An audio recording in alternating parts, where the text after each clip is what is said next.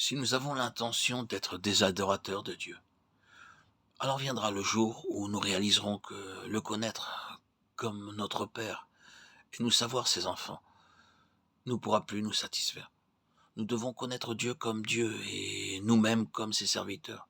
À moins que cette révélation ne nous saisisse, nous ne pourrons pas l'adorer en vérité. Ce n'est qu'en allant vers lui comme Dieu que nous pourrons vraiment nous courber devant lui. Ce n'est pas avant d'avoir réalisé que nous sommes ses sujets. C'est cette prise de conscience qui nous permet de l'adorer. Mais ce n'est pas tout.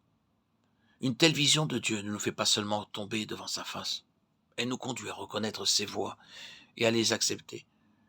Les Écritures nous montrent qu'on ne peut connaître Dieu que par révélation. Elles nous montrent aussi que c'est seulement en lui étant assujettis que nous commençons à connaître ses voies. Que sont-elles les voies de Dieu? Ces voies sont ses méthodes pour accomplir ce qu'il a décidé de faire.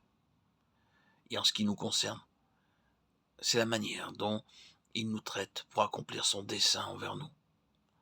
Ses voies sont plus élevées que nos voies et ne laissent aucune place à notre choix.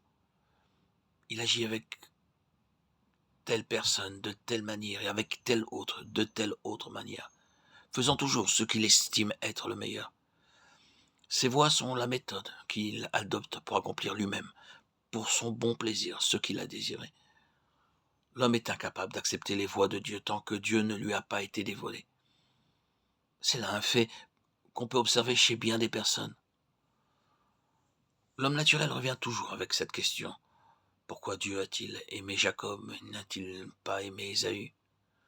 Nous avons facilement du ressentiment à l'égard de Jacob, et nous essayons de défendre Ésaü. Nous pensons qu'Ésaü fut un homme bien et que Jacob était mauvais, très mauvais. Un supplanteur, un trompeur.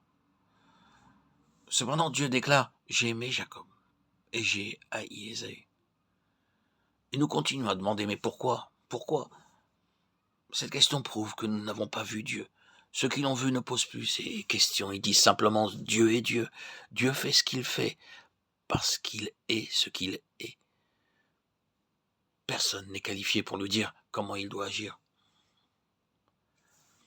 Qui a été son conseiller? Les voies de Dieu sont l'expression de son choix. Elles sont la manifestation de son désir. Ce qu'il a résolu de faire, il le fait de manière à atteindre son but.